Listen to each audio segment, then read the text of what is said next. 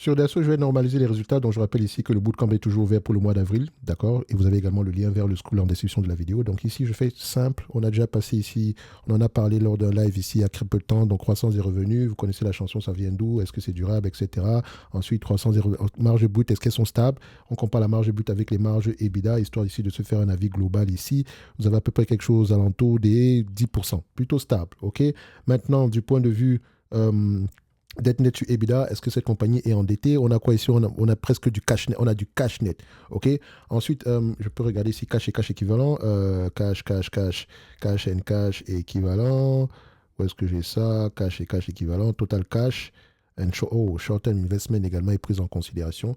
OK, parfait. So, on a plus de cash que de dette, d'accord? Maintenant, parce que c'est pas qu'il n'y a pas de la dette, d'accord? Vous pouvez prendre ici le total long terme dette, vous mettez ça ici, ou bien total de la dette, vous allez voir qu'il y a de la dette, OK?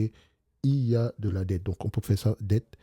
Et ceci reste un agrégateur, hein, donc ce qui veut dire qu'on va quand même, on va toujours aller vérifier dans les rapports annuels ici, ou bien les rapports trimestriels, à quoi est-ce que la dette ressemble en date d'aujourd'hui. Donc, je cherche total dette, exclude leads, dernier trimestre, près de 24 millions par là. Donc, l'entreprise n'est pas endettée, elle a plus de cash que de dettes. OK? Nombre d'actions augmente ou diminue, il rachète des actions, j'aime ça. Maintenant, au niveau des bénéfices, il faut prendre le normalize net income. Pourquoi? Parce que si vous prenez le net income qui va se situer ici, vous aurez tendance à surévaluer cette compagnie. Parce qu'elle rapporte, il y a de l'argent qui provient de ces différents investissements dans Thales, or, des dividendes. Or, le dividende ne fait pas partie de son day-to-day. On veut valoriser l'entité d'Asso System. La meilleure chose même à faire, c'est de faire la somme des parties. Prendre l'entité d'Asso System, voir combien est-ce qu'il rapporte de manière récurrente et ajouter la participation dans Thales, enlever la dette globale divisé par le nombre d'actions. Je dis toujours que hier, on a fait un live par rapport à ça et je dis, quand je dis hier, on a fait un live, je ne sais pas quand est-ce que vous allez regarder cette vidéo ou bien quand est-ce que vous regardez cette vidéo aussi ou bien si le live en question sera toujours disponible de manière générale.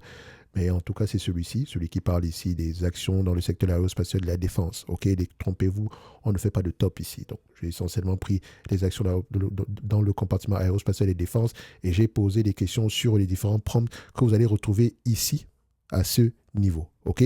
Donc, on a utilisé le prompt Omni Analyst. Et pour ceux qui sont nouveaux, etc., vous avez le groupe School. Et vous pouvez également rejoindre la bibliothèque de prompts qui se trouve à ces niveaux ou bien nous retrouver au bootcamp pour ceux qui veulent vraiment faire de l'analyse fondamentale sérieusement. C'est un accompagnement sur 30 jours et on commence le 1er du mois d'avril. C'est la deuxième cohorte. L'objectif est simple, bâtir une thèse d'investissement en se posant les bonnes questions. Vous allez voir que les chiffres ne sont pas très importants. C'est important uniquement pour déterminer quelle entreprise pourrait nous intéresser, mais derrière ça, on doit donner vie à ces chiffres-là. Bref, je reviens à ce qui nous concerne en date d'aujourd'hui.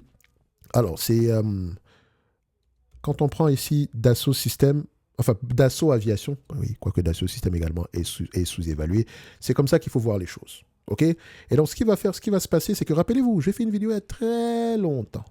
J'ai appelé Dassault Systèmes l'opportunité du siècle. Pourquoi? Parce que à une époque, vous aviez du Dassault. Je dis bien, on vous donnait du Dassault.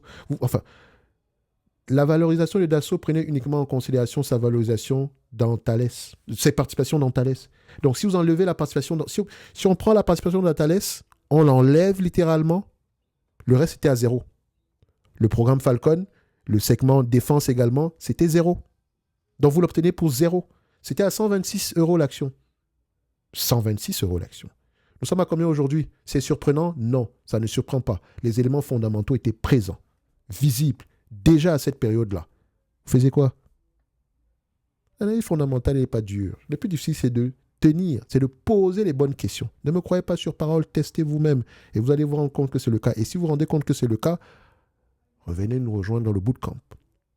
OK? Parce que je dis toujours tester d'abord avant de venir nous poser des questions. Parce qu'on va parler uniquement à des personnes qui ont déjà vécu un certain nombre d'événements. Et donc, ils savent que c'est comme ça qu'on fait les choses.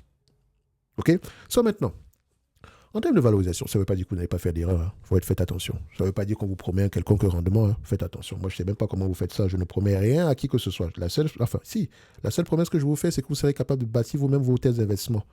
C'est la raison du bootcamp. Sinon, je vous rembourse. Aussi simple que ça. C'est tout. Et vous pouvez le faire en 30 jours. OK? Et parfois, on me demande, mais est-ce que je pourrais le faire en 30 jours? Je n'ai pas 30 jours devant moi, je travaille, etc. Il y a les replays.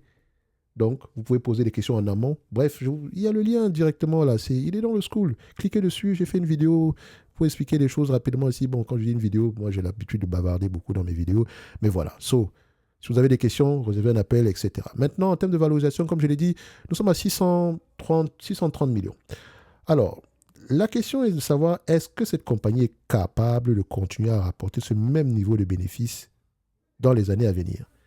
On s'entend que présentement, pour ceux qui ont accès aux notes d'analyse sectorielles, vous l'avez vu, n'est-ce pas? Vous savez que en date d'aujourd'hui, la croissance est plutôt séculaire. Et donc, il y a une tendance de fond ici positive pour toutes les entreprises dans le secteur de la défense. Mais elles ne sont pas toutes logées à la même enseigne. OK? Posez-vous les bonnes questions. Maintenant, cette compagnie, quand on prend à peu près les net income, les normalized net income attendus sur les prochains mois, du point de vue volume, il a 1,7 milliard. 3 fois plus que ce qu'on a en date d'aujourd'hui. J'ai pris l'habitude dans ce secteur d'activité de ne pas extrapoler. Je commence d'abord par ce qu'on a. Et je me pose sur la question de savoir, est-ce que 630 millions, c'est le minimum? D'accord? C'est une question qui paraît simple, mais en réalité qui peut avoir plusieurs types de réponses. C'est le minimum. Pourquoi? Est-ce que c'est parce que, vu ce que Dassault vend, la demande est comme ça, et vu que les États-Unis ont tendance à être en conflit avec telle ou telle région, donc ils sont plus enclins ici à commander, par exemple, du Dassault Aviation. Mais également dans la partie Falcon, n'oubliez pas qu'ils vendent du luxe, c'est des Ferrari qu'ils vendent, mais pour le ciel. Et donc ça s'adresse à un certain type de population. Quelle est la demande à ce niveau-là, etc. En tout cas, je pars du principe que 630 millions, c'est possible. 630 millions, c'est un segment industriel, etc. Je prends 15 fois les bénéfices. On a près de 9 milliards ici de dette nette. La dette nette est de combien? Du cash net. D'accord? Donc, parce qu'on a une dette négative, 9 milliards 200. Plus 9 milliards 200. 240, si vous voulez. Divisé par le nombre d'actions. Le nombre d'actions, on a combien en termes de nombre d'actions d'aujourd'hui? 78. Divisé par 78. Valorisation, 240 euros. 240 euros pourrait être le prix à partir duquel je me sens à l'aise de détenir des actions dans cette compagnie. Mais comme je l'ai dit, ce business, il faut faire une somme départ. Cette compagnie détient à peu près 25% de Thales.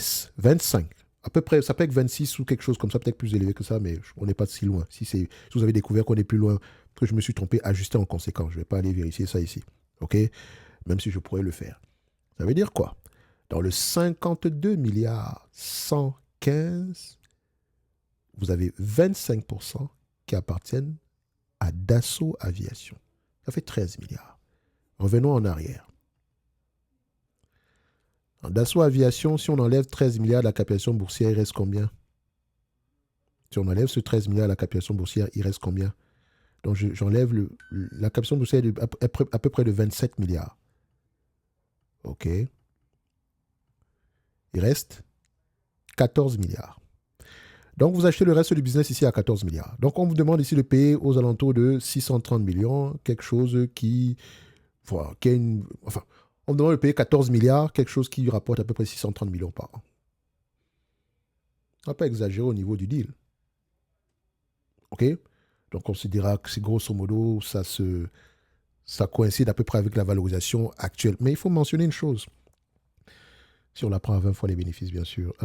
La raison pour laquelle je n'ai pas pris le cash net, c'est parce que cette compagnie, Dassault Aviation, au niveau ici de la dette nette, il faut que j'aille dans les bilans pour vérifier que le cash net, c'est du vrai cash et que ça ne prend pas en considération la valeur des participations de Dassault dans Thales. OK? Donc, vous avez le prix ici. Donc, on s'était arrêté à combien? On avait fait à peu près 630 multiplié par... J'avais pris quoi? 15 fois les bénéfices?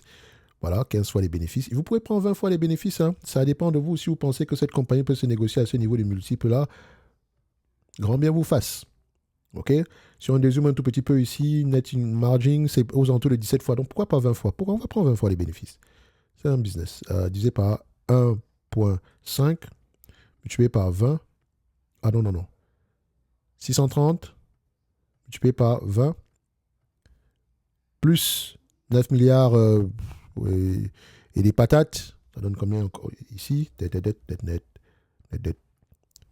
9 milliards 240 plus 9 milliards 240 divisé par le nombre d'actions. On a à peu près combien en termes de nombre d'actions en date d'aujourd'hui? 78 millions divisé par 78. Ça donne 280 euros l'action. Et c'est ce que je mettrai ici dans ma watchlist. Je vais mettre ici Dassault 280. OK. Voilà. Et je mets la date d'aujourd'hui. Et ici, je vais plutôt mettre qu'est-ce que j'ai utilisé dans Dassault. Qu'est-ce qu'on a utilisé? 630 X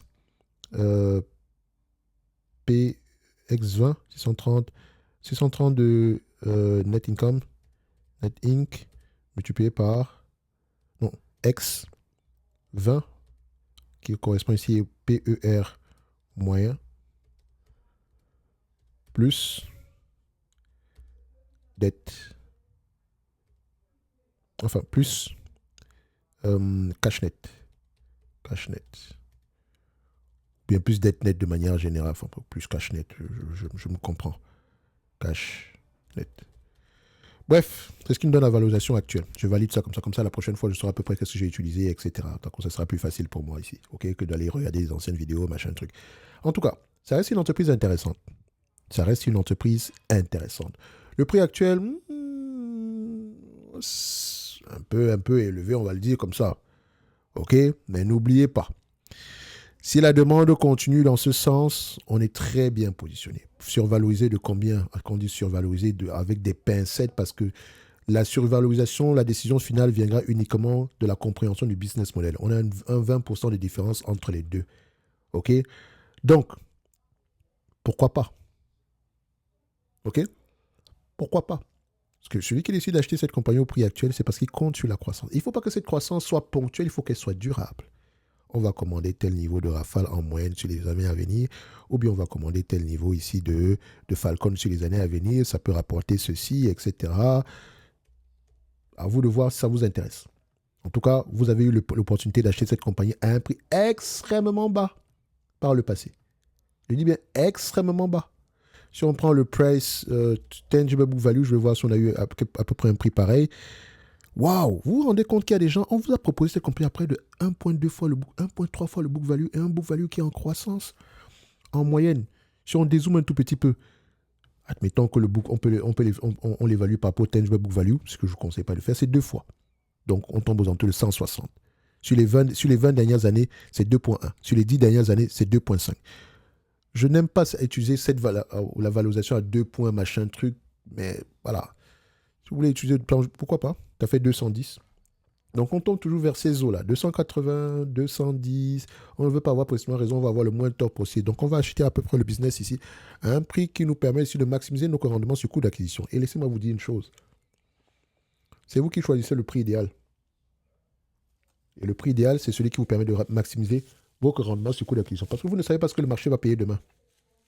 Vous avez une idée générale de ce qu'il pourrait payer si l'entreprise continue à rapporter un certain niveau de bénéfice net. Mais demain, Dassault peut évaluer à 700 milliards, 700 euros l'action, je n'en sais rien. Mais les éléments que j'ai en date d'aujourd'hui ne me permettent pas de penser cela. Mais il ne faut pas sous-estimer la bêtise humaine. Enfin, quand je dis la bêtise, je ne sais pas jusqu'à quel point l'être humain peut spéculer demain par rapport à ce business-ci. D'accord?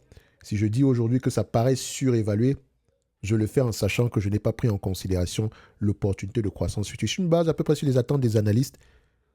À 20 fois les cash flows, on pourrait s'attendre à peu près aux alentours de 440 sur les attentes des analystes. Et je rappelle ici que ça prend peut-être en considération le cash net, les participations dans Dassault Systèmes. 630 divisé par 78, donnez-moi juste un temps, 630 divisé par 78, on a à peu près combien? 8 dollars. Donc, ça prend en considération ici la valeur, les participations dans Thales. Et donc, il faut faire attention.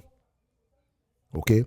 Bref, ceci n'est que mon avis et non un conseil d'investissement. Comme d'habitude, je mets pleinement et royalement le droit de me tromper. L'objectif ici, c'était de savoir si cette compagnie mérite une place dans notre watchlist. En tout cas, moi, j'en ai besoin dans ma watchlist pour à peu près apprécier l'environnement dans le secteur de la défense et l'aérospatiale en Europe. OK? Parce que Dassault fait partie des meilleures entreprises dans le monde dans ce domaine-là. Que vous le vouliez ou non. OK? Donc, dividendes, etc. Est-ce qu'on a besoin de parler de ça? Tirez les conclusions qui s'imposent ici, renverser l'équation, vous allez voir que elle a les moyens de payer ce dividende-là, même si les free cash flow peuvent être parfois en dents de scie, mais ça dépend également de la période de dépense en cas. Elle a les moyens de payer le dividende, elle paye combien par an? Prenons juste le cash qu'elle a en banque. OK? Dividende, comment division paye? 400 millions en dividende. Elle a près de 9 milliards en cash. Elle peut payer à ce niveau-ci, elle peut payer ce dividende peut-être pendant 20 ans sans l'augmenter, juste avec le cash qu'on a en banque. Donc, le dividende n'est même pas un problème.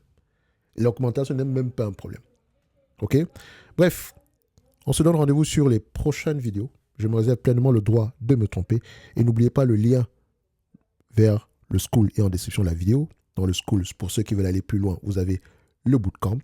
Et pour ceux qui veulent accélérer les choses, vous avez la bibliothèque de prompt. Pour les autres, n'hésitez pas à partager vos thèses d'investissement dans le groupe School. Bye.